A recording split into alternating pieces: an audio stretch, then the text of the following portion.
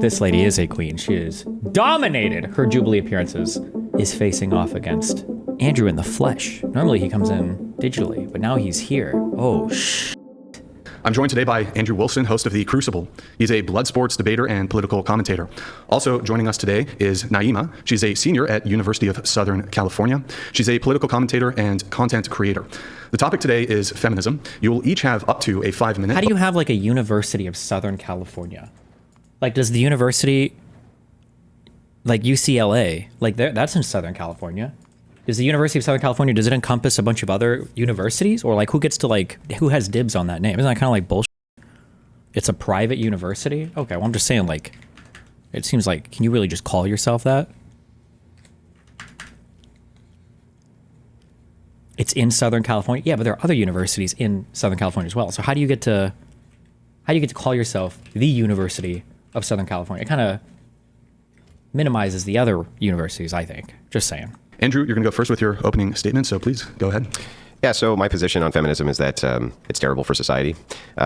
As we go through this, I'll kind of flesh that view out using what I call force doctrine so that you can understand why I have that same set. But force doctrine basically just states that while feminism definitionally is the movement towards egalitarianism and equity for the removal of patriarchal systems, that feminists will always have to appeal to patriarchy in order to try to remove patriarchy, which is ironically hilarious. But a few things I wanted to get to first is that I went through several hours of my opponent's content, and I've actually not ever seen her make a single argument for anything that she believes. I've seen her assert a lot of things, but not an argument for anything she actually believes. So I have some notes here, and I was hoping she could help me clear some of these things up. From the Surrounded September 8th, 2024 episode, she says abortion is murder. The prompt is abortion is murder and should be illegal. She asked for a viability time for 20 weeks and thinks abortion before 20 weeks is acceptable. She says the fetus is technically classified as a parasite. The fetus cannot exist outside of the womb and therefore is a parasite. The actual definitions don't support this. An organism living in, on, or with another organism in order to obtain nutrients, grow, multiply.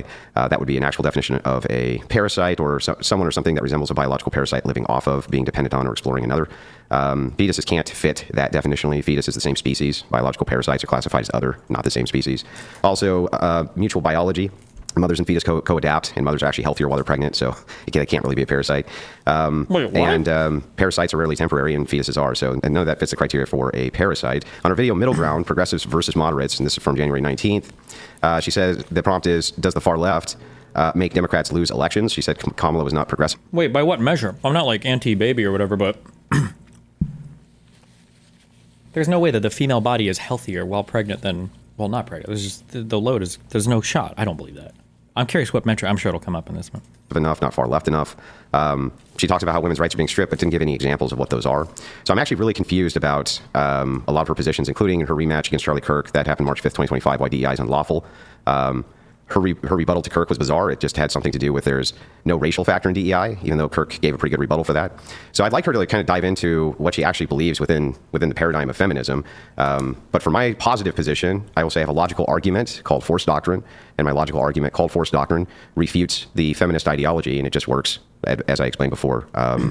That patriarchy must always be appealed to in order to try to eliminate patriarchy. Women can't enforce their own rights collectively, and men can. Therefore, women always have to appeal collectively to men for their rights. So you're always going to essentially have a patriarchy through force doctrine, and there's nothing women can do about that.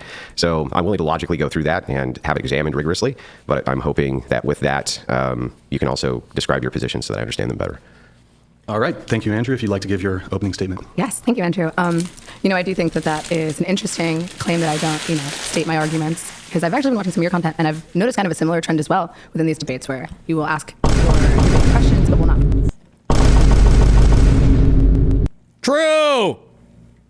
Put forth your argument, including in your opening statement. You state force doctrine, but instead of elaborating on it, you consistently talk about what I've talked about, which only one of those topics was actually related to feminism. Now, when it comes to my actual beliefs, I think my goal and my hope for this country is to see us advance as a society. I would like to see everyone have bodily autonomy, and I would like for the vast majority of people, if not everyone, to have their basic needs met, and I would like to mitigate any unnecessary conflict between the citizens of this country, genuinely.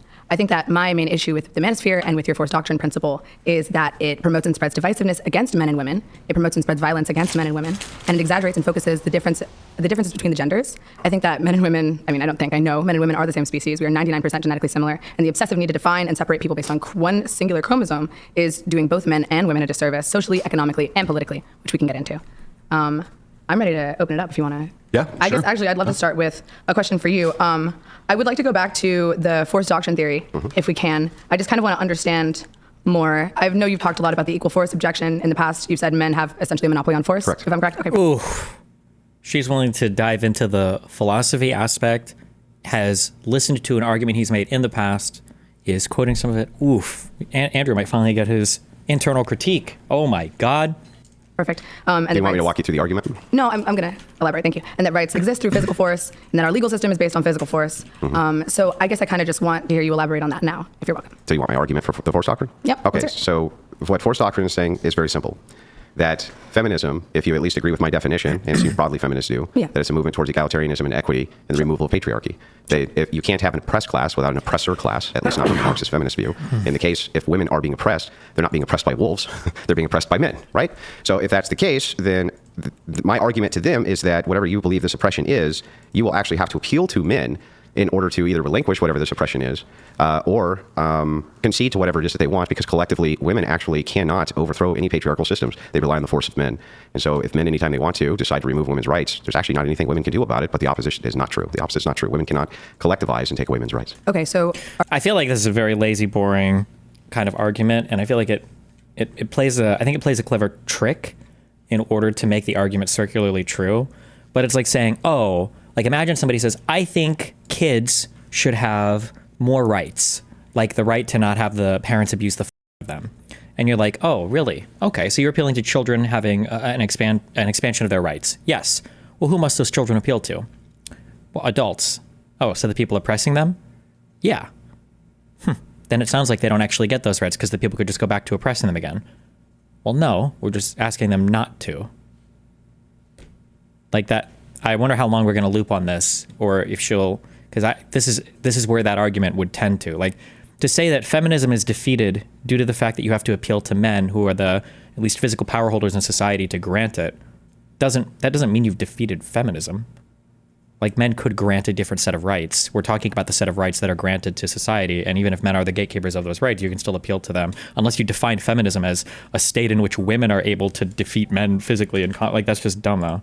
are you essentially saying that women do not deserve the right to fight for their own free will or have free will? Yeah, that's an ought claim. I'm not making an ought claim. I'm trying to get us to... Oh my God, please don't do these goofy f***ing... Opposition is not true. The opposite is not true. Women cannot collectivize and take away women's rights. Okay, so are you essentially saying that women do not deserve the right to fight for their own free will or have free will? Yeah, that's an ought claim. I'm not making an ought claim. I'm trying to get us to the descriptor first. So instead of making a prescriptive statement, I'm starting with a descriptive statement. What is true? And then we can worry about what should be true after we can determine what is true. Okay, but I'm trying to see, like, structurally, how does that work in the real world? Are you saying that women should not fight for their rights because they... Listen, let's back up so I can distinguish two things. Okay. Is, ought, right? I'm not trying to bridge the is-ought gap. I'm trying to start with a descriptive claim. So if the descriptive claim is true, then we can move to the prescriptive side of it. But right now, you would either need to agree with me that descriptively I'm right or that descriptively I'm wrong. I can't agree with you to say that descriptively you're right until you apply what you're saying in theory to the practice of modern day. That's not true. Okay, never mind. This is going to be a painful philosophy back and forth then, where Andrew's going to... I wonder if they'll ever talk about a real subject ever, or if it's just going to be the back and forth on this philosophically. Society. How does your equal force objection, how does this principle work in society? What are you saying in terms of how women and men coexist? Yeah, I think that because that is the case, that men deserve to have various privileges that they're not given in society, which they should be given in society. So what are the privileges that you think that men should have that women should not have? Well, primarily, I think that if you're going to look at an equalization, what I would do prescriptively would be to roll voting back. And that's for both sexes. I think that rolling voting back for both sexes is a good idea, and have some sort of perhaps like one house voting system, or one marriage voting system, or people who have done some sort of collective service to the state for a voting system. I think that those things would all be very good systems for everybody. Why? Now, I would apply that, I would apply that broadly to men, and I would apply that to women. I think that right now men get the shaft because men are required to do a lot of jobs that women are not, which keeps society going, and women are not doing those things. And because of that, I don't understand why it is that women can nullify their votes and disenfranchise them, and most importantly, vote to send them to wars they don't have to go fight in. So you would like to disenfranchise both men and women? Most of them, yes. What would would be a better this achieve? Well, it would achieve the same thing our founders basically wanted to achieve, which is that they thought that you have to have a stake in the country in order to vote. But if you live in the country, and if you exist in the country, and if you're being legislated by the laws that the country is making, don't you have a stake in that? No, not always. You don't? In fact, many times you don't. Many times, many people actually get more back from the state than they That doesn't mean you don't have a stake in something. Just because you get something back more than you give to it doesn't mean you don't have a stake. She should fight on this claim a lot. She needs to write these down and like stay centered. Otherwise, Andrew's just going to walk around the convo with. Put into the state. So that's at the expense of other people. Who is that? So there's lots of people who get a mass amount back from the government that they never pay to the government. This can happen through things like Social Security, disability, things like welfare, things like even earned income child credit that you may receive even though you don't actually pay anything into the system or very little into the system. But it's a crime to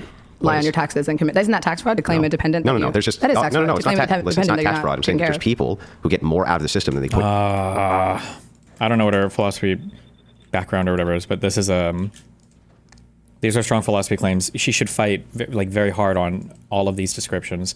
The idea that just because you take more from a system than you give back to it means you don't have a stake in it literally doesn't make any sense at all. If I'm on a ship and I don't do any rowing, I have a huge stake in the success of that ship, even if I don't row ever. She can tear apart a lot of these premises, but she has to be willing to go through them. You can't, if you grant all of these, the argument is going to naturally lead from them if she doesn't fight on these premises. Into the system. Okay, but they're still at stake because they still live here now? Are their lives not at stake if we're what is it? Close. That wouldn't follow that because they live here, they deserve the right to vote, though. Yes. No, we're not talking about deserve the right to vote. That's tricky. He short-circuited the argument and he went all the way to the conclusion instead of going through the premise. He said that if you live here but you get more than you give, somehow you have no stake. That was the qualifier. She needs to attack that qualifier. No taxation without representation. That's the point of representative democracy is that everyone is represented. Then how come the founding fathers didn't give everybody the right to vote from the beginning? I mean, the founding fathers also endorsed and owned slaves. Do you agree with chattel slavery? Just let her finish. Go ahead. I mean, the founding fathers also endorsed and owned slaves. Okay, but do you believe in chattel slavery? Yeah. So you do realize that they could do bad thing, right? I can agree that's a bad thing, but that has nothing relationally to do with how they set up the system of government. I mean, I thought this was going to be a debate on feminism. Honestly, I think that's kind of wild because it sounds like you're disenfranchising men. So who do you think would be? Are you trying to go back? You're taking away. I'm not disenfranchising men. Calm down. I'll explain. But if you're taking away the votes of a man because he is not, I guess, landowning, is that what's the criteria for having a vote? I think ultimately more men would be voting because they would have more stake. So can I ask, can every man go to prison?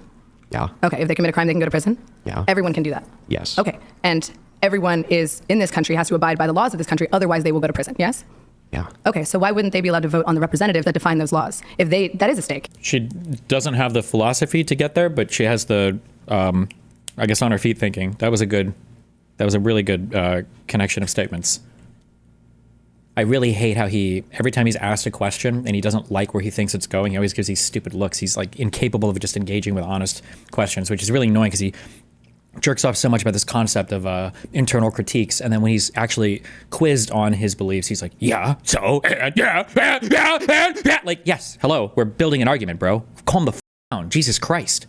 If you can go to prison for committing a crime that is created by the government, then you do have a stake legislatively in the laws that the government creates. That still wouldn't follow that you would need to vote. Yes, you would need to vote. Why? You want to vote for the representative. Oh, she didn't quite build the voting argument up, but she did tear his down because I'd have to go back and re-listen, but I think his thing was saying that if you don't have a stake, you shouldn't have a vote. And now she's established some people who are net negatives fiscally on a society can still have a stake, right? At the very least in the prison system. So she has overcome that threshold. So he needs to give another reason, or he could just assume by default you shouldn't be allowed to vote, and you have to give positive reasons to vote. But representatives that create laws that are just and fair to you. Yeah, why? Like you could have because you could go to prison. Okay, that's a huge stake. I'll show you. Right? Can kings put you in prison? Yeah. Can kings also pass just laws? Sometimes, maybe. Okay, so maybe not. If kings pass just laws, why do you need to vote? Well, why did we fight an entire answer the revolution? question before you ask another one. I just answered all of yours. If a king passes just laws, why would you need to vote? if a king, oh my God, he's so bad faith. And he knows better too. He does this intentionally. If a king is capable of passing a bad law, then why do you need to vote? It's like that's an incomputable question, because a king implies a monarchy, which implies that you don't have any votes whatsoever at all. So it's a nonsense question disguised as a provocative question. If you really wanted to fight on this, if you really wanted to, I mean, you could dive into it. You could say, well, there are parliamentary, what are they called? Parliamentary monarchies? Is that what they call it in England? Well, in England, they have a king. I think theoretically he can, erase, or he can they pass laws on their own? I don't remember how that works, but they still have a parliament that passes laws or whatever, right? This is a nonsense question, though, I think. Because the king can also pass unjust laws. So can legislatures. Sure, but if you have a stake in that and if you're able to represent for your legislator, you can vote a legislator out. Yeah, but you can also rebel against kings. So Ooh, that is true. Oh, God. These are, they're... fuck, I was even going to say this earlier. Andrew is correct, but Andrew has to understand that what he's saying is that, okay, and Andrew also needs to understand why voting has been designed the way that it is in this country. The reason why we vote is because we don't want to make it so that every time you disagree with the lawmaker, you have to rebel against them. That's, for instance, explicitly why we're given the power to impeach, because otherwise the only way to remove an elected leader is to kill him or to try to fabricate criminal charges against him. Impeachment gives us a process to remove them from office without having to do either of those two things. So Andrew is technically correct, but this has been thought of already by the founding fathers that he wants to jerk off. Yeah, we don't want to have a rebellion every single time you want to change the law. Sure, but if you have a stake in that and if you're able to represent for your legislator, you can vote a legislator out. Yeah, but you can also rebel against kings. So like him saying here, you can rebel against kings. So that means that people also are stakeholders then that are even the subjects of a king. And they obviously feel like they have a strong enough stake to rebel in society too. And they might have been net negatives as well. Like, I think this is all self-defeating. This is like House of Cards tier shit. That's what I'm saying. Your position doesn't follow. It doesn't actually follow for you to say that because you can be imprisoned inside of a nation, that somehow gives you the right to vote. Well, because you have a stake. You're saying that hang on. I'm people falsifying don't your have a claim. stake I'm falsifying. She was actually falsifying his claim. She might not have built a strong positive argument, but she did successfully tear down his argument. He is correct that she didn't necessarily build a positive argument for the right to vote, but she wasn't doing that yet. She was just attacking his threshold, which she did, I think, successfully. What's the name of a ship that would go to the edge of a solar system? Give me like a sci-fi or video game or anime ship that we would name this after. Your claim.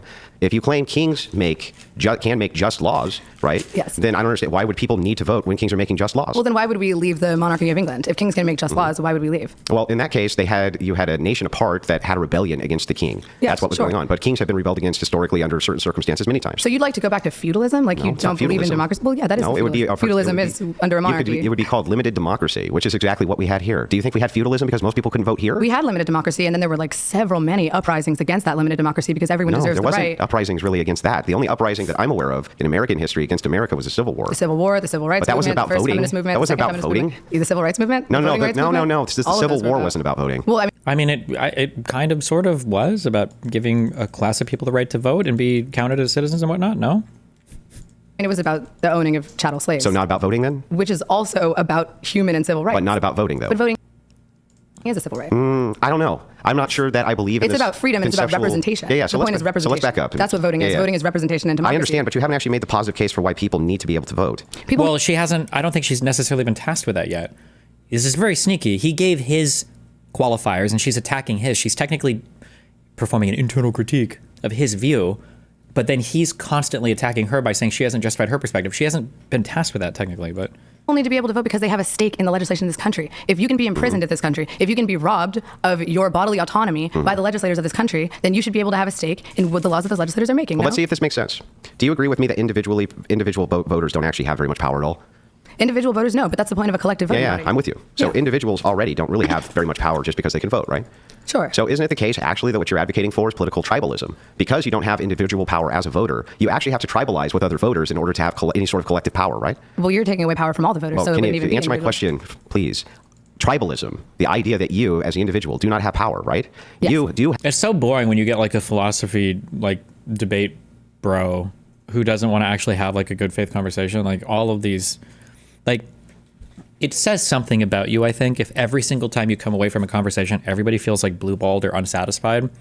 Or maybe it's just me and I'm not understanding. I don't know. That's a every time I feel like I listen to Andrew debate, overwhelmingly I come away as like, I feel like nothing even, I don't even know what the fuck we about. Like it just feels like super unsatisfying. And I feel like a lot of his conversations are like that basically. Have to collectivize with other people, right? Okay, but how is taking away Can you a answer vote? yes or no? No. Yeah, okay, no? But Okay. here's my question: how is taking away more people's votes disincentivizing political tribalism? Yes, because now I have to band with someone. Because now I have to band with someone who has a vote. I don't even get a stake. So you're saying because people don't have enough power to vote, I'm going to take what little power they do have. You're not away. answering my question though. It just doesn't make sense. Yeah, I know, but you got to structurally. answer my question. It just doesn't sound like you believe in. It sounds like you need to democracy. answer my question, though. It sounds like your question is meant to trap me because your argument can you is just riddled with answer the logical question, fallacies. please? It What's fallacious about my argument? You're saying that people do not have a stake in this country, therefore they do not have a right to vote. It's not what I said. Yes, What you're it doing. That's actually almost exactly what he said. You said that because I think that was actually his sole basis for removing people's rights to vote is that not everybody has a stake. And he gave examples of different stakes you could have in society. He said men go off to war or perform jobs that women don't have to perform. and therefore, and that some people, and that it should be restricted even amongst men because some people get more back than they pay in, and therefore they don't have a stake, and because of that they don't have the right to vote. You might have other arguments, but that literally is the one that you presented. So I don't know why you're saying now that that wasn't your argument. What's fallacious about my argument? You're saying that people do not have a stake in this country, therefore they do not have a right to vote. It's not what I said. Yes, What you're doing is a straw man fallacy. Can we go back to yeah, what you he can said? go. Oh my God, and you brought out the fallacy word. You can go back. Can What we I go said back to you to that? specifically is what you're saying doesn't logically follow. And when I'm talking about He's changing the argument now. What she's saying, she hasn't built a positive argument for herself, sure, but you're the one that gave your position, and it's not surviving a critique from her, and now you're challenging her to justify her position. She doesn't have to yet. She was just critiquing yours. political tribalism, do you agree with me that you do, if you need to have collectives to have actual political power, are you not promoting political tribalism? If you need to have but that's how voting works. It's about a majority. So then you are Yes. promoting collective political tribalism, right? So voting and then the will of the majority is essentially political tribalism, is what you're saying? Well, it's not really the will of the majority. It is the will Here's of what the happens. majority. No, not really. Do you understand how voting works? Do you? Yeah. Okay, well then tell me how it's the will of the majority when a California legislator gets elected? Well, everyone who would like to vote can vote, and then whoever What gets about- the most what about the votes people in Georgia? wins. Well, why would a person in Georgia get to vote on a So it's not legislator really for the California state collective, it's the legislature? tribe, right? But Like, oh my God, it's like just the least satisfying. This is so cringe. It's so many word games, so many false semantic distinctions, so many like sophistic. That's not a word. Sophist arguments. Like, ugh. then Georgians get to vote for their Right, state so it's a legislator. tribe then? And then all of those legislators come together So it's a to create tribe. laws. So it's a tribe? It's not a tribe, but Well, those are called states. Yeah, That's what states are voting for their own interests, right? But states will vote So the states are is everything a tribe then? Like, what a reductive word. Okay. for the governors. Yeah. Why would I get to vote What- for the wait, governor? Hold on, yeah, pause. hold on. Let her Listen to me. finish. Why would I get to vote for the governor of, let's say, Tennessee, if I Right. don't live in Tennessee? Makes sense. Okay. So it's almost So like then why these would- individual states, right? They vote along tribal lines for that state's particular interests, right? Yes, and They're then not- each state has a representative right, in which the they send? collective government. Sure, in the federal government, right? You're talking about in our Senate and in our Congress, right? Yes. Great. So let's start with this.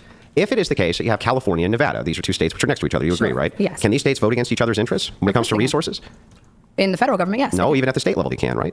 Why would they be able to at the state level? I can't vote for the Nevada governor. I can't vote for. Because perhaps there's something Nevada that perhaps Nevada has some type of, I don't know, assessed tax or something like this. Oh, fuck. I don't know what her government background is, but I'm pretty sure that the area that Andrew is about to broach, I think is a super big no-no, right?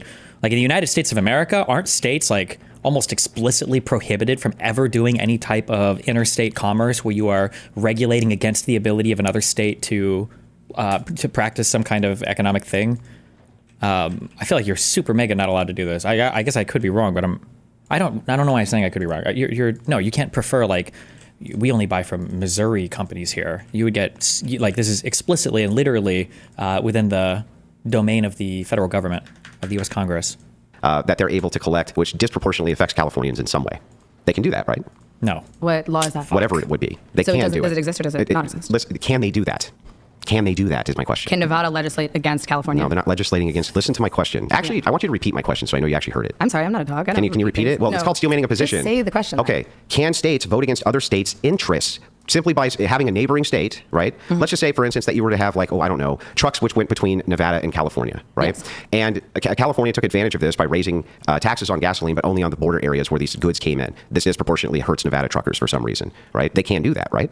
Yes, they can do that. Okay, great. So in California, I feel like a state might even be able to sue another state if you were caught doing stuff like that. Like if that was the reason why, but I don't know how that. if that was beneficial to Californians, they would basically be voting for their tribe against Nevada, right? But is that happening? It Or are does you just happen. trying to use a hypothetical? No, there's tons and tons of instances where different states do various things, even asking for federal money in overages compared to other states for different That's a different thing, though. You're petitioning the federal government is different than what you're talking about for this. But problems. Same thing with disaster support. They definitely are all trying to support their tribe, right? Okay, so because states can potentially, hypothetically, vote against another state's interest, men and women should not have the right No, to vote. that's not the conclusion. you should also, I think there's also something to be said for, it's that one, is it the clown mirror? We named one of these like debate things where every single time, Andrew runs into this so much, where every single time you try to summarize your interlocutor's position or you try to summarize what they're saying, you can't do it.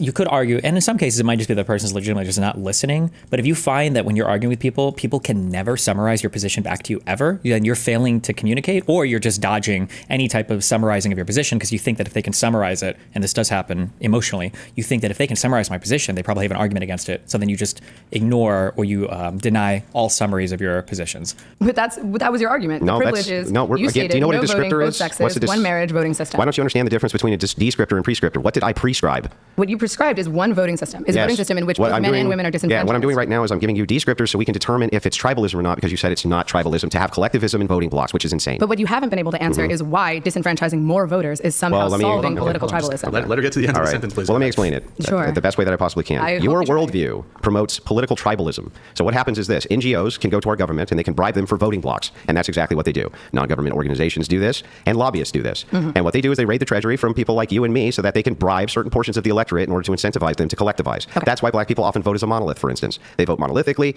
up to 80-90% together, especially in national elections, because they're made certain promises out of the treasury from the electorate, usually at the expense of other forms of voters. This is 100% tribalism. So how are NGOs bribing politicians, influencing who black people as individuals choose to vote for? How do NGOs do that? I just don't understand. She needs to stop fighting on like any empirical ground here, because if you grant him all of the philosophical ground, he's going to be able to dig up an example or just make one, or he doesn't even really have to justify his argument. And how you're saying, I mean, I agree that NGOs should not be bribing and lobbyists shouldn't be bribing, but instead of I mean, that's saying, what they do, though, right? Okay, but we're trying to get back to your claim that I'm in the less middle of people my shouldn't claim. vote. Okay, well, I'm responding because this is a conversation. Yeah. Sure. So we're trying to get back to your claim that less people from both sexes should be able to vote. Yeah, no, that's not where we just were. That's your initial Yeah, claim, but now yes? you're just pivoting. Where we just were was... Well, you're not letting me you finish my said, sentence. No, If you let me because finish my sentence, you're you can go pivoting. back. We're talking right now about whether tribalism is descriptively true in your voting system. I understand that, but we're trying to get back to your initial claim because you have Yeah. a very important claim to defend. You're trying to I take am votes away defending from it. the American people Yeah. poorly, but let's get Oh, into okay. it. So NGOs bribe, lobbyists bribe, Yeah. and that is impacting who and what politicians are promoting. I would agree with that statement. Would you agree with that statement?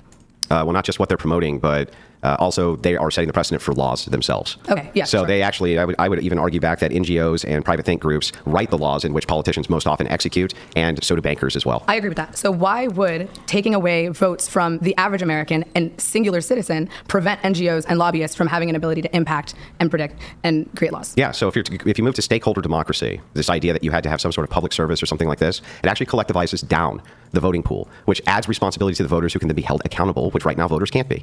That's why it's so important. So you're Voters saying, can be held accountable. So you're saying how? Well, legislators will create laws that hold those voters accountable. They're How? the ones who have to follow them. Do you not have How to are follow they? the Well, laws? that's not you being held accountable. It is being held accountable. No. So right now under tribalism, you can get laws passed which affect me but benefit you. I can't go like hold you somehow accountable for that. But that's how a majority voting works. That's how I democracy know, works. which is why I want limited democracy where we can actually hold people because accountable. you just want to be in charge. How would I be in charge if it's stakeholder democracy? Well, you said one marriage voting system. That could be one way of doing it, yes. Okay, what are the other ways of doing Another that? good way would be public service. So whoever Perhaps does up a to public service. Perhaps up to 3 to 5 years unpaid, or Are you? military service would be good. So during this public service in which people are working 3 to 5 years unpaid, how are they paying for food and groceries and housing? Yeah, so the state would take care of that just like they do in the military. The state would take care of that like they do in the military. And how do you plan on getting that passed? What does that have to do with anything? Well, because let's are say you I not could never trying to get it create- passed. We're arguing the ideology of the system. What does that do with anything? What's the point in creating an ideology that will never work? How are you going to get Marxism? Marxism passed? You're not. So That's aren't why it's you a a bad Marxist? idea. But you're a Marxist, right? Oh, did you know that? Well, I don't know. Who told That's you what your that? videos seem to imply, that you believe in I Marxist ever say that I feminism. was a Marxist? Oh, I don't know. Are you a socialist? On a certain level. Okay, how are you going to get socialist? Like, that's silly. He tried to, that was such a hard pivot there on a bad assumption. Oh my God. Us making the comparison contrast between like socialism and capitalism has no bearing on whether or not I could somehow get this passed or have some plan to get it passed. Okay. I'm arguing about the ideology here. Do you want to understand my belief or do you just want to guess? Well, hang on. What does that have to, do you know what I just said, though? Well, I mean, you just called me a Marxist. Do you just called me a agree? socialist. Well, if You you're not a don't even know what Marxist, that's fair. But do you realize that we're an ideology? If we're doing contrast worldview and ideology, it's a non sequitur to ask me, well, how are you going to get it passed? What does that have to do with anything? Well, why would you create a worldview that fundamentally cannot work in practice? That Well, sounds it's like not a waste of time. worldview that fundamentally cannot work in practice. you couldn't Even say if how I it works in couldn't, even if I couldn't prescriptively tell you, like the next political chain of things we do to get there has nothing to do with whether or not the worldview in practice would work. Well, do you have any practical guesses for how we could apply this to a modern day society? Well, I just told you how we would apply it. You would have stakeholder democracy. Okay, so that's just so one day we're just going to flip a switch and have that. Like, I don't understand. Now, what do you mean? Okay, you could have an amendment for it. You could repeal the 19th Amendment. You could. So you want to repeal the right to vote? Or just replace it. It wouldn't be. What I'm talking about is universal suffrage. You keep on making a conflation in terms. You think that because I say universal suffrage, that means no suffrage. I'm talking about limited suffrage. So who gets to decide who gets the right to vote? Didn't I literally just tell you who gets to decide who gets to vote? Okay, so everyone who participates in this public service gets the right to vote. That could be one way to do it. Yes. Okay, and that anyone could do that. if you wanted to? Yeah, people could do it if they're willing to give up X amount of years of their lives for unpaid service so that they could then vote. But it's not unpaid service because the government would be paying for their food and their housing. Yeah, but you wouldn't be getting anything additional to that. Okay, well, why not just have civil servants who are already? Because civil servants have specific jobs to do, like, working at the DMV and stuff like that, and working in the Social Security office. So you're basically saying anyone who does community service should get the right to vote? No, some sort of civil occupational service under the state. That could be like civil firefighting work, maybe. It could be civil paramedic work. It could be there's all sorts of different things you can look at for stakeholder democracy. When we've seen it applied around the world, it's been somewhat successful. And anything that's not like emergency services, so like a guy working at like a desk job, a bureaucratic job or whatever, would get the right to vote? What do you like? Laws apply to everyone in the society, or just the people who? Yeah, choose they to still apply to everyone. Yeah. Okay, so how can you create and apply a law to people who are not represented? I just don't understand. Morally, how do you justify There's it? nothing immoral about it. There's nothing immoral about it. I mean, but that's like, kind of I would say it's consent. more immoral. Why is it moral for an 18-year-old to nullify the vote of a 41-year-old? The 18-year-old doesn't even know what they're voting for. How's that moral? Well, because the 18-year-old is still subject to the laws of the state. Yeah, but they don't even know what they're voting for. Can an 18-year-old go to jail?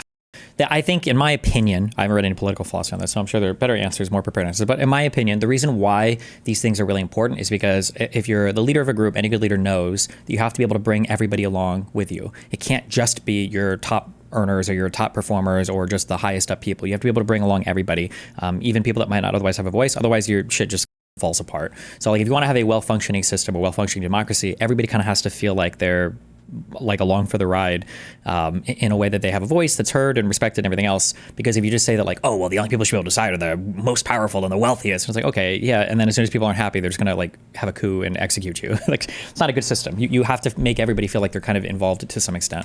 Jail for 20 years? A 16-year-old can. Should they be able to vote? 16-year-olds can't go to jail. Yes, they can. 16-year-olds can go to jail for life. Should they be able to vote? I mean, no, but why? Why not? Why not? The laws apply to them, though. Why would a 16-year-old be going? Hang on, to I jail, don't understand. though? Because he murdered someone.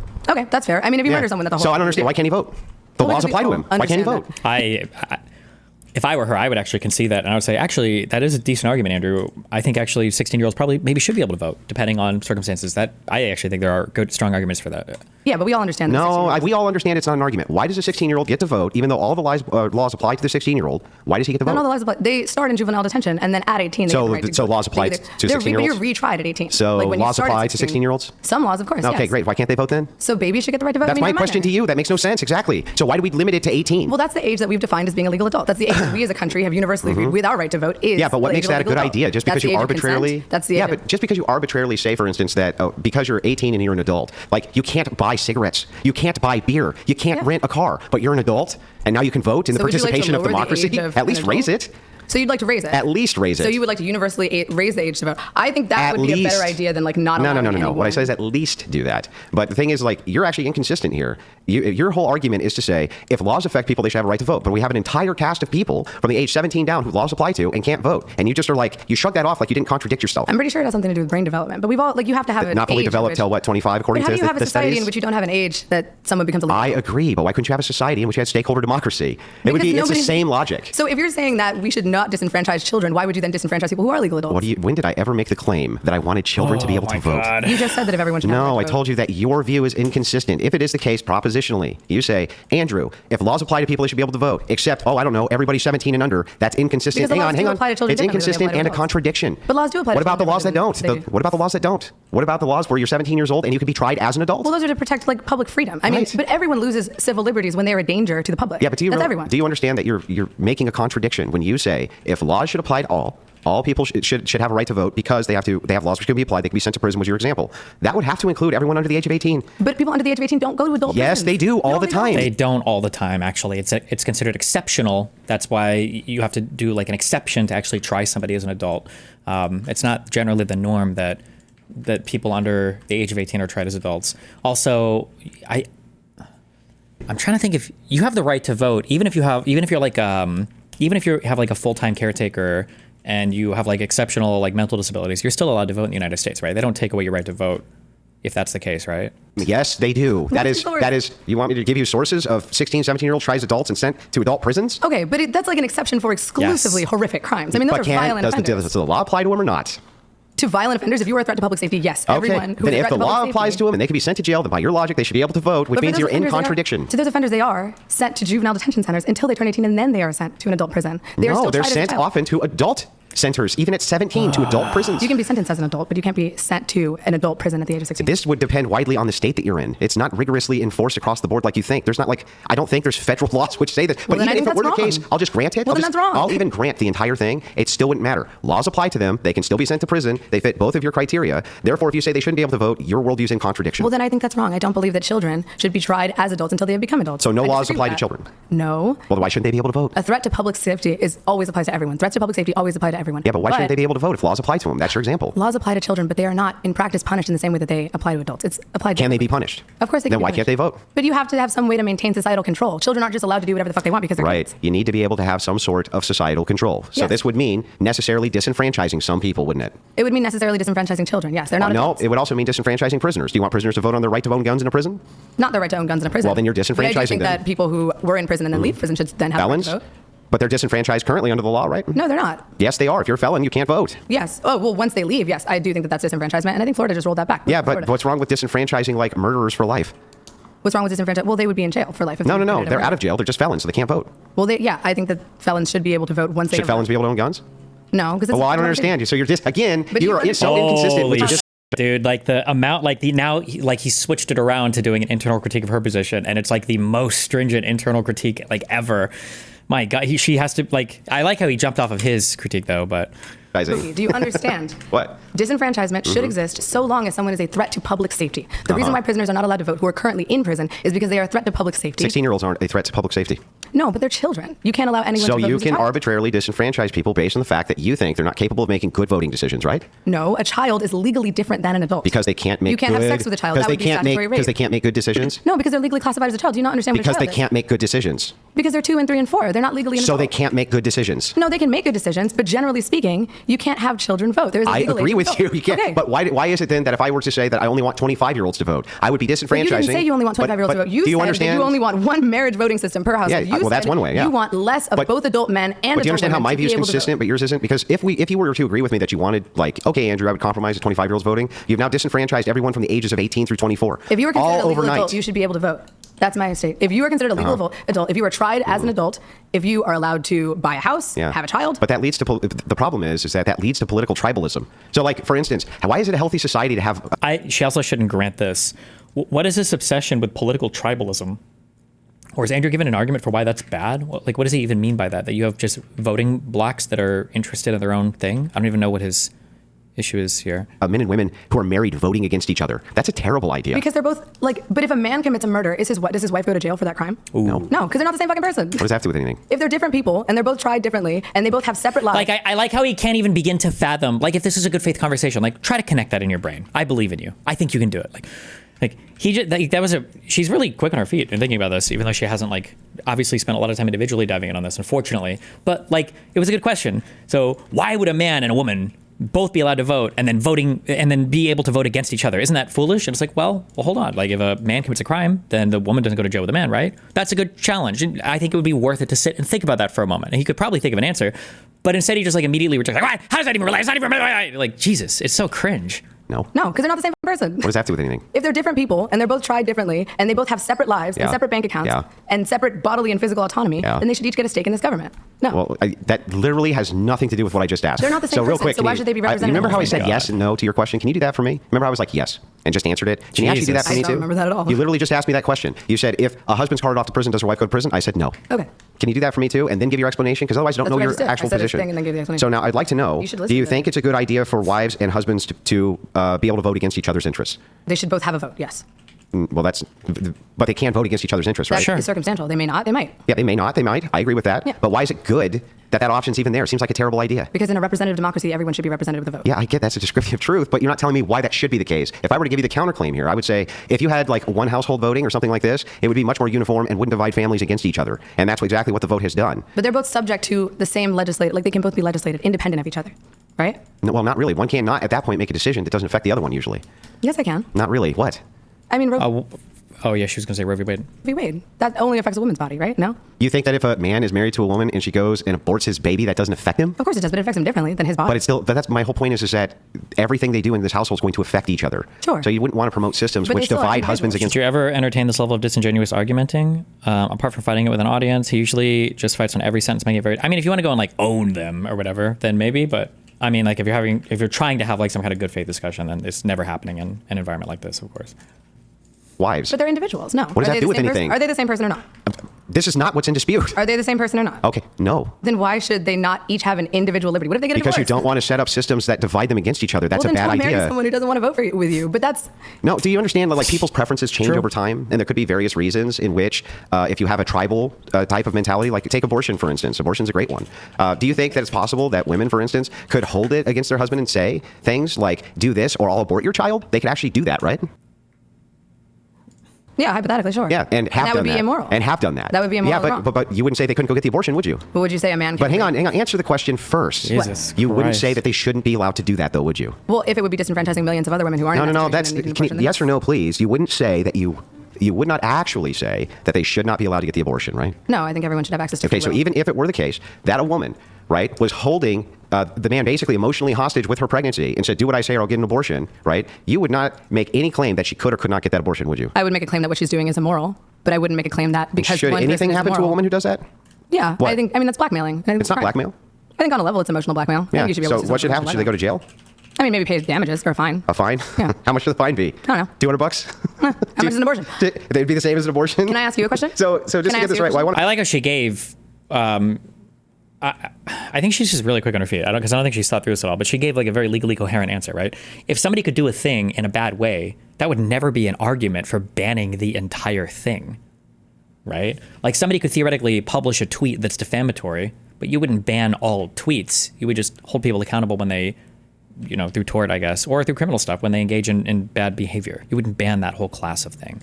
I want to finish this real quick. No, and can I then we ask can you a move back. question? Well, no, you can't until I finish the inquiry. Okay, but well, then I'm you not can, gonna answer your question But, then, until I but you can ask inquire back. I just want to finish this inquiry. Or guns, sure. Inquiry, that's all. So just to make sure I got this right, you have now said that the tribal voting does indeed pit husband against wife, has the potential to do so, right? And I've even conceded to specific examples of where it would be in a woman's interest to vote against her husband, to have a right to do something which could be used against him later, and then said, well, the punishment should be like, oh, maybe she pays a fine if something like that happens. And how are you going to convince people that that's a better system than one household voting? That's a terrible system. Because then the leader of that household, or the head of that household, has control over the right and the will of every single person in that household. You're fundamentally denying people free will. They're not allowed to. Yes, they are. Because if they're both Fundamental denying of legislated- free will, huh? Because if they're both legislated by the same government. You can also start to make really weird arguments against the types of societies that you might prefer. Although, hypothetically, if he just wants to disenfranchise all women from voting, he wouldn't run into that issue. Because I would say, what if you're like a man and a woman and like, well, let's not get married, because if we do get married, now our vote, we had 2 votes because we were in 2 separate households, so now we only have 1 vote because we're in a combined household. So let's just say separated in different households to like double our vote. But he would just say women shouldn't be allowed to vote, so I guess it doesn't matter. And one of them has no say in who is elected into that government. So? But still, because you're still They still have impacted free by will. law. But you're still impacted by laws. So what? You're being impacted by laws when you're 17. They can't vote. You have a consistency Not at the issue. same extent as an 18-year-old. Oh Not at the my same God. extent. They can have it to the same extent as an 18-year-old. In very rare exceptions, but you're Yeah, but they fighting can on, then, but so you're fighting on an disenfranchising exception. people. But look at you, you're around the fringe. You're fighting on an exception. We're talking about the general population. Even in the general I'm not population. talking about murderers. I'm Yeah. not talking about So serial let's start killers. with I'm this. not talking about school shooters. I don't think it's generally speaking a good idea to let 18-year-olds, 19-year-olds, 20-year-olds to vote, to disenfranchise the votes of people who are politically informed, because they're being used as a leverage voting block for elitists. And that's what's actually happening. What's actually happening was what you just said. NGOs and lobbyists are lobbying Congress to get various things passed. And what they do is they try to leverage the votes from a tribalist purview in order to get the things that they want, right? And 18, 19, 20, 21-year-olds are highly impressionable, right? So we're 22, 23, 24, 25-year-olds highly impressionable. And one way that you could eliminate this idea that they could be gone after by the parasitic NGOs who run things is by simply limiting the ability to vote to people who have such a political interest that they actually do social service for up to 5 years, so that then we can trust them with the right to vote. Okay, I have 2 statements. Can you let me get through them? Sure. Okay, so here's number 1.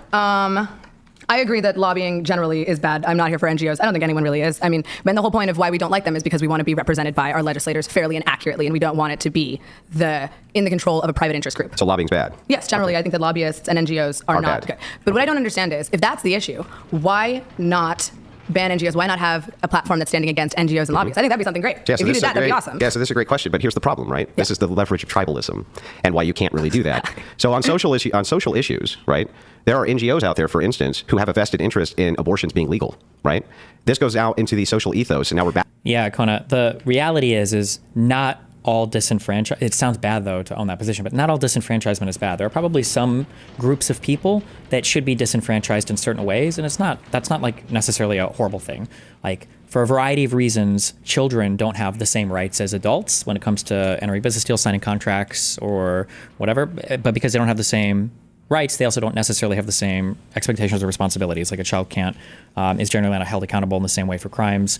The state will provide more for a child who's homeless or some bullshit or whatever. You've got greater protections in criminal stuff. But then you would have to walk through each class. Like, when can we justify a disenfranchisement versus when do we say, like, this just disenfranchisement is justified or whatever, right? Or justified versus unjustified. Battling over the social issue, we have become tribal, right? We become tribal. Then you have NGOs who battle against it, let's say, this social issue. They also are making a ton of money off of the counter battle, let's say, also utilizing political tribalism. The whole idea here is divisive tribalism is what enables NGOs to begin with. They make a ton of money off of it, especially off of race hustling and DEI. So then again, why not just ban NGOs and lobbyists? Yeah, you can't allow everyone to still have a vote in a representative I'm giving you the descriptor. I think it's hilarious that you keep calling democracy tribalism. It leads to tribalism, yeah. Yeah, but I mean, full democracy leads to tribalism. So There's no way around it. Yeah, exactly. Yeah, so does sports. Sure. So should we ban sports? Why would you ban sports?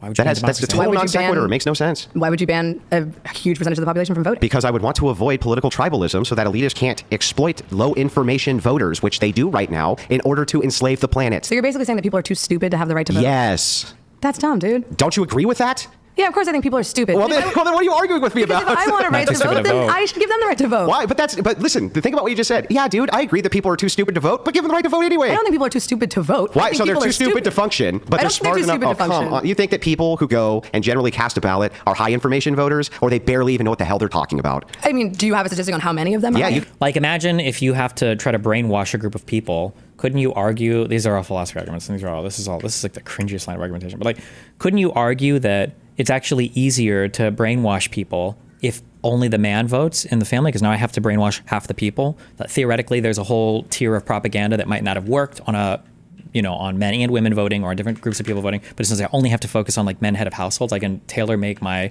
NGOs and propaganda to just brainwash one group. Like, there's always interest that can be captured.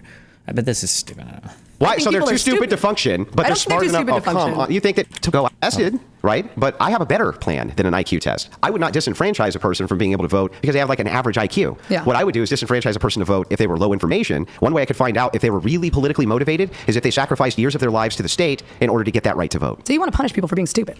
No, I just don't want them to nullify well-informed votes from people who are smart and on the issues and understand the issues. But taking away someone's vote would be punishing them in a sense. It's not punishing them. Yeah, it's actually stopping them from punishing themselves and the rest of society because they're easily exploited by social elites. That's fair. I mean, but why not then just target education? Like, why not then we spend 5% of the entire GDP of the United States on education. It's the highest anywhere in the world, and we have some of the dumbest people on planet Earth. Our literacy rate is barely, you know what the literacy rate is. Yeah, it's garbage. It's trash. And we spend 5%, the biggest GDP on planet Earth, we spend 5% total of our GDP on education. And you think that education is going to solve the problem of the low information voter? Well, the issue is that people are stupid. Help them be smarter. There's a lot of that is a mixture of genes and environment and nourishment and all sorts of different things. It's like you can't, this whole progressive idea. Well, environment and nourishment, then why not attack this whole those stupid progressive idea of like, you just can just educate people into whatever it is. It's like, no, you really can't. Like, there's a lot of people who are just going to be janitors, okay? There's a lot of there's a lot of people who are just going to be fucking janitors and who are just going to be fucking toilet bowl cleaners and who are just going to be fucking bartenders and are really not meant to build fucking rocket ships, okay? I know, but they're still subject to laws. So they still get a say, and it's frustrating, but it's just a fact. If I want free will and they want, and you want free will, and we deserve the right to vote, then they do too. No, you're not eliminating free will by this. You're protecting the rest of society from low information voters destroying their lives. Like, do you really think? Let me ask you this. Let me ask you this. If you were to, but you're not really doing that. What you're doing. A vote is an exercise in free will. Let me ask you this. If you had to choose, right, for your family. Sure. And you knew that you could move them to a place. Wait, real quick. There's not going to be something stupid like a railgun can't shoot. Oh my God. Can railguns not shoot in front of? They can't. It'll block it. Whatever. Where there was a bunch of people who were highly informed on political processes in the local community. Or you can move to a place where people didn't give a shit, right? Which place would you prefer them to be? I would prefer them to be in the higher. Of course, right? At the place where the people are the most informed. Speaking of which, my mother's calling me. Here, I'm a screener. Sorry, Mom, love you. Now, if you were able to, if these people were able to cast votes and nullify all of the votes of you high information voters, right, wouldn't it actually be better for them and for you to disenfranchise their voting so that you guys could actually vote on political and policy issues that made sense? Well, I don't think that stupid people are nullifying all of the votes of smart people. Really? Think about what you just said. Can you think about what you just... Do you think there's more stupid... Like, I'm curious how Andrew would feel if you were to bring up to Andrew, like, hey, we should have a misinformation tribunal in the government to decide what's misinformation, you know, and then to ban it, right? I wonder if Andrew would say, I would imagine he would say, well, hold on. How's the government going to decide what's misinformation? Who's going to make that decision? If that's a thing that you're afraid of, how the f do you have a government deciding who gets to vote? Like, who... Like, would he want the current society to vote on that? Like, I don't know. That's just wild. Stupid people or smart people? In this country, yeah, that's probably more. Okay, so you really don't think stupid people are nullifying the votes of smart people? On a certain level, yeah. Yeah. At the same time, they still deserve free will. I can't. They still have free will. They don't, because they're still subject to the laws of the country. Voting is a privilege. If you go to Australia and you commit a crime, can you go to jail in Australia? Yeah. But you can't vote in Australia, right? Sure. So do you see how that makes no sense? Like, what you're saying makes no sense. I mean, you travel to another country and endanger people. Like, that's a threat. You're not to even public endangering safety. people. If you're just like drunk in public, you can be arrested. That is a threat to public safety. Public intoxication is a threat to public safety. That doesn't mean you're going to actually do anything wrong, right? But you No, could. but that's why. That's like saying, oh my god, dude, this is actually so cringe. I don't know. We'll listen like 15 more minutes of this. Yeah. I mean, drunken people are habitually more violent, statistically more violent. Or you could break some public ordinance, right? You could break some public ordinance you didn't know about, like you're on a beach, right? Yeah. And you're in your shorts, and it was supposed to be t-shirts and shorts, you know, something like this. Yeah, but breaking public ordinances doesn't lead to jail time. It does if you don't pay the fine. Well, then you Oh should my be God. See what I mean, though? So you are subject to those laws, Yes. and you are subject to imprisonment based on those laws. You And if should- that's the case, you can't vote in those countries. Okay, but you're not a citizen of that country. You're still a citizen of this country. If you are a citizen That's my of this whole country point, and you though. live here and you are subject to the laws of this country for your entire life, from birth to death, you should have Why do you a want dumb people to disenfranchise your well-informed vote? That makes no sense. Not only that, you say that you're actually emboldening them with their free will, right? It's like, that's so silly, because ultimately, these people who are politically low information, they're so low information, you're allowing them to get taken advantage of. Of course, I don't want dumb people to disenfranchise my vote, but I don't think that the solution to that is a one-marriage voting system or you have to do public service for 5 years. Give me an alternative. But can't dumb people do that too? Like, couldn't a dumb person just do some community service for 5 years and then Good get paid? counter. I mean, True. like, there are dumb people in the army. Listen, Yep, I agree with yep. you that there can be some stupid people who get through the system, but they're not going to be probably low information.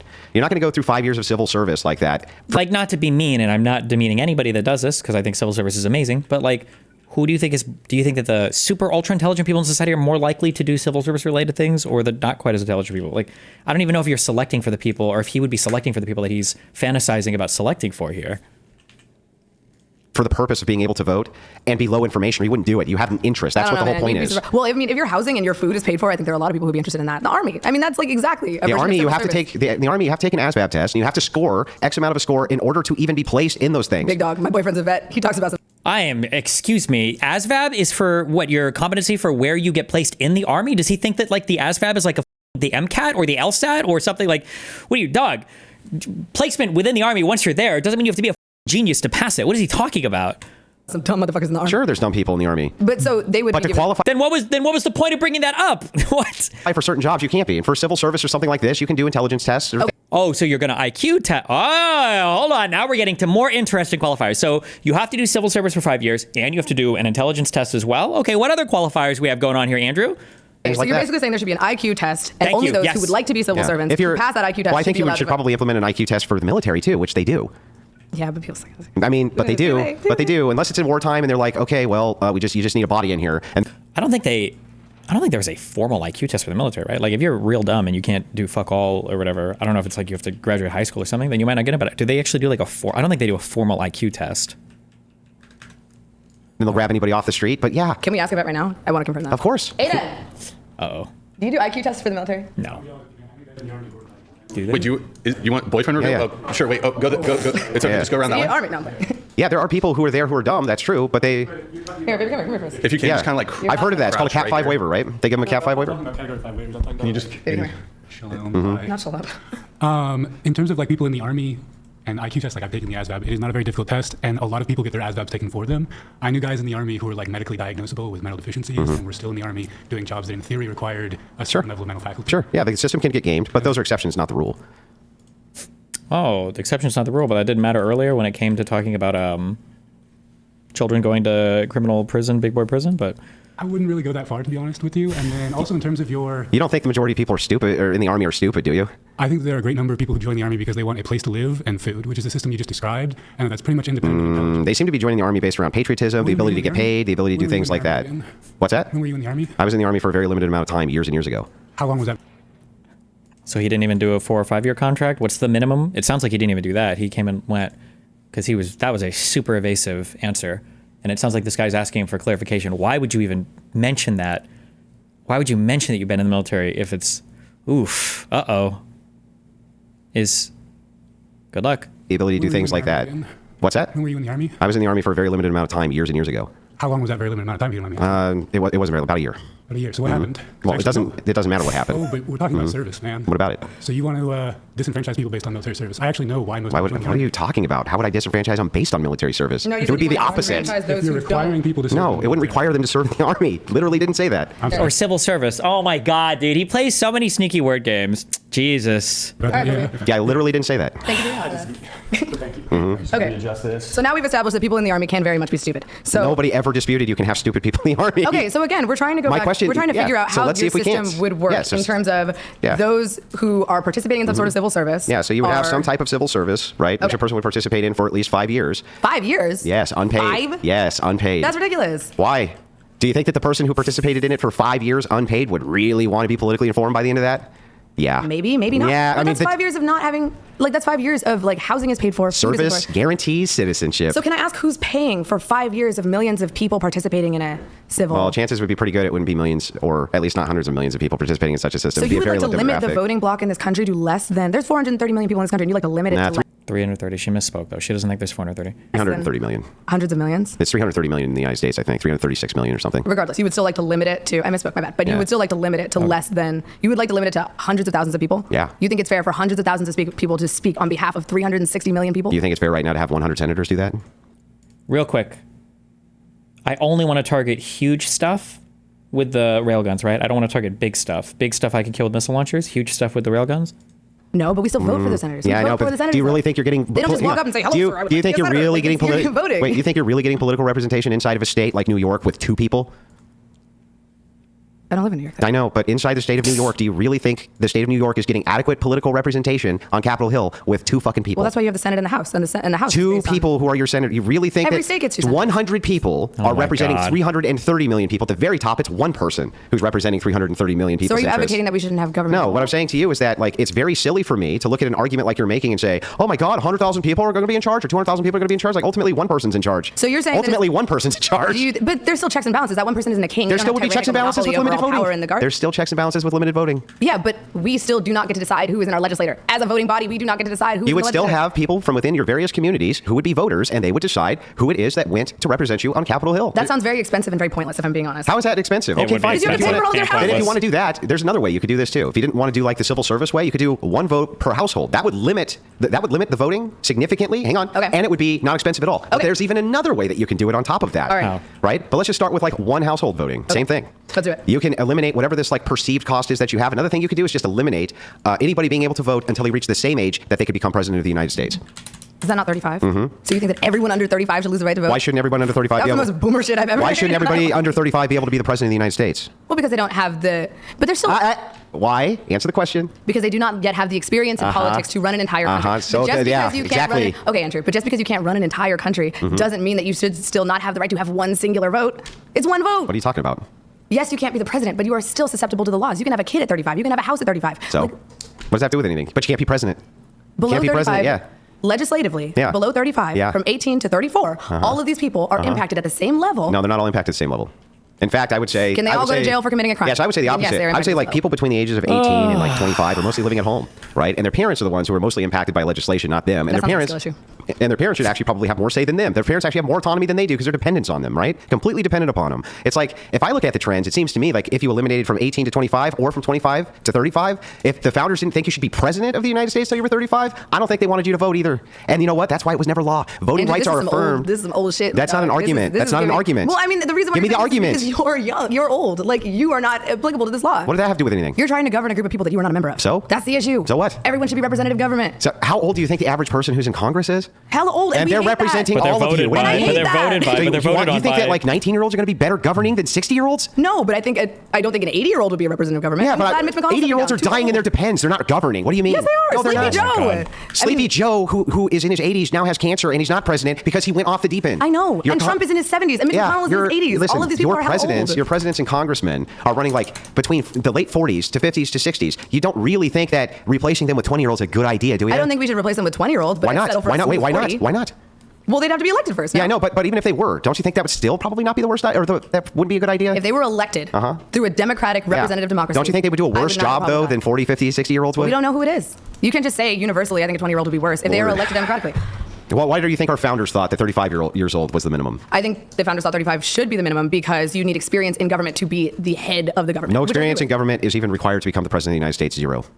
Sure. So why this age of 35? Well, because you have to have lived in this country for long enough to understand it on a basic level. Because they also thought you just didn't have the requisite experience probably in life to govern at all. That's fair. To govern the entire country, I would say that To govern someone under- anybody? No. Yeah. Really? Yeah. Really? I think Well, so. why? They did. Wait, am I retarded? Are there age requirements on anything besides the president?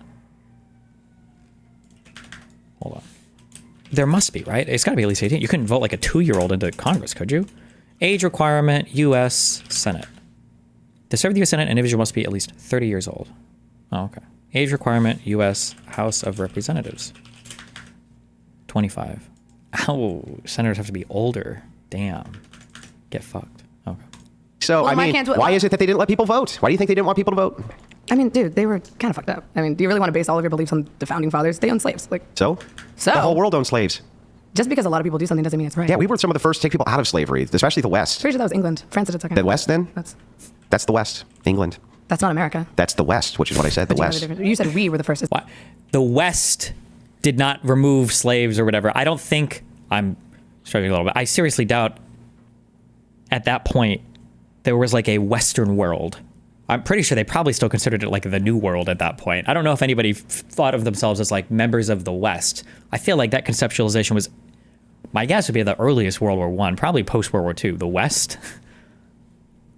Is in America. The no? West is what I said. I mean, The I don't West. think we're the same country as England. Sure, we're like Yeah, but all in we're the part same of the hemisphere. West, right? Yeah, Like but England? We are not run by the same government as England. Yeah, We but fought a whole war we're about part it. of the West, and I said the West is the ones who... You can't take credit for something another country did, dog. Well, first of all, many of the people who came here from England, right? The idea of the repudiation of slavery Oh my came from God. those very same dogmas. What So, time is it, man? so, like, I don't know what you're talking We're about. at 4:30. We're at 4. Okay, dude, you've just spent the last hour trying to defend the belief that both sexes should be somehow disenfranchised from voting. This whole one per household, the one marriage system, and I think fundamentally you have not been able to create an appeal to Why are how we this in, like, works closing practically. statements here? Well, because we're supposed to be debating feminism. We never even got to it. Well, this would be a key component to this, actually. But I'm actually fine with this. If you want to move it on to that, like, but I here's mean, the thing: if you you want never to made do a single again. argument. The argument is that people should be legislatively represented and allowed to vote. Yeah, in that's a an representative assertion. democracy. That's just an assertion, not an argument. Oh my That's just like, God. I think so. The argument is if people are impacted by the laws that Okay. legislators create, then they should have a say in who those legislators are. Yeah, but whether it's a small say, that's a okay. performative contradiction because you said that people who are affected by Performative laws, contradiction. who A, don't live here, or B, are younger than a that's certain a threshold, should be performative It's not a disenfranchised. contradiction. It's the point of democracy. No, is it's that we listen, should be represented if you- by a representative I need you to government. understand this logically, that you're performing It a doesn't make sense contradiction. logically because it's a logical fallacy. You are arguing a logical Yeah, fallacy. no, what's the fallacy? The fallacy is that you're trying to essentially stop stupid people from voting by making That's not a fallacy. In order for it to be a fallacy, you've got to demonstrate a logical contradiction between 2 points. Not so a that less fallacy. people That's can not a vote. logical fallacy. Well, you didn't let me finish the sentence. Okay. You're trying to stop stupid people from voting by making it so that less people can vote, which is in turn taking away the power of the voter. What's the fallacy? Well, you're trying to empower voters by taking away voters' Yeah, how power. is that a That's logical fallacy? You can't empower That's not voters a by fa- taking away their that's not power. a fallacy. How am I trying to empower voters? What are you I thought the whole talking point is about? that you're trying to combat tribalism and that you want smart people's votes to What does not that be have to do with nullified by empowering stupid voters? I thought that's why you're against NGOs, lobbyists, bribes. You want to Yeah, empower the I don't- people. I don't know what you're talking So like- you just I feel don't. like he has no ability to bridge any concept. She has to like speak back to him verbatim, like he's a fucking robot, like processing language. You just can't possibly understand anything being said that's not repeated back to him verbatim. It's just so stupid. It's so performative. Ugh. Want the I don't even know what you're talking about. What I'm saying to you is that if you want to eliminate tribalism, you don't want to have nothing but an unlimited amount of people voting, Yes. where NGOs can mark to the stupid people and bend them to their will, and now have that entire bracket for whatever it is their political agendas are. So again, why not just get rid of NGOs? Why is, oh my God, NGOs are a problem. Would you Let's like make to? sure less people can vote. Gee, I never thought of that. Why don't we get rid of NGOs, the people who are utilizing tribalism so that they exist? Boy, I wish I had thought of that. You're utilizing tribalism? No, they're utilizing tribalism so they exist. Okay, but you're a political pundit. You have the power to help people. Uh-huh. Why not promote a stance that is actually useful to them instead of trying to take away their vote. Great. A stance that would be actually useful to them would be having their well-informed votes not nullified by non-well-informed voters of what you believe and I believe are more than the well-informed voters. That's exactly something I could do to help everybody. But you're not helping everyone because stupid people still live here. So what? They still have a right to exist in a society. Who's taking away the right to exist in a society? Nobody. Yes, you are, because if they are still held accountable to the same laws, but now have no right or vote or say in who is enacting those laws and who is representing them in government. Like 17-year-olds? Final statement. They're children. Okay, yeah. Final statement is like her position's a contradiction. She says everybody should be able to vote inside of a country where they are governed by the laws. The problem is that then she says all sorts of people who fall into the criteria of being supported by laws shouldn't be able to vote. It's literally a performative contradiction. Then she moves to my view and agrees with my view that mostly that stupid people outnumber smart voters. And when you're talking about ill-informed voters, that NGOs often take advantage of them, or I mean always take advantage of them. She literally agrees with all of this, but somehow still thinks it's a better idea to allow this to continue because I don't know. She never really gave an argument for that. I don't really actually know why. My turn? Yeah, you can respond. Okay. I mean, I get that you don't understand why, and I get that you don't understand my argument, and I'm sorry. I hope one day you do. But what I will say is, generally, yes, it's annoying that stupid people are allowed to vote, even though they sometimes make poor choices and fight against their own self-interest. Yes, we don't like that. Yes, we don't agree. We do agree that lobbyists and NGOs have way too much power in setting precedents for laws. Those are both things that we mutually agree upon. However, I do not think that it is fair to create a limited democracy that in turn disenfranchises voters on the basis of being stupid. I don't think that there is any way to practically enact that. I don't understand why we would do that. You could enact it with a constitutional convention. That's how you would do it. And you don't think that the millions of people who now have lost the right to vote they'd be like, okay. Well, they wouldn't have a choice. Based.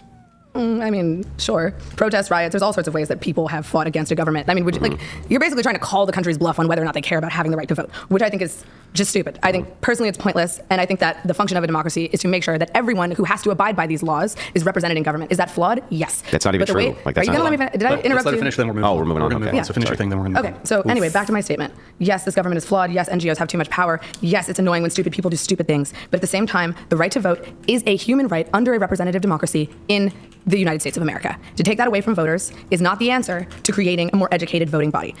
Like, just genuinely, it's just not. Okay. All right, here's what we're going to do. We have a couple chats that are going to come through. Guys, if you want to interact with the stream, the show, the debaters, $200 TTS. And also, if you're enjoying the stream, kindly like the video. If you want to support Venmo, Cash App, whatever pod without these platforms taking their cut, we're also live on twitch.tv/whatever if you want to drop us a follow in the Prime sub. Also, we have some merch shop.whatever.com. Who said this? Many forms of government have been tried and will be tried in this world of sin and woe. No one pretends that democracy is perfect or all wise. Indeed, it has been said that democracy is the worst form of government except for all those other forms that have been tried from time to time. Churchill, because every quote that we don't know where it comes from always comes from Churchill.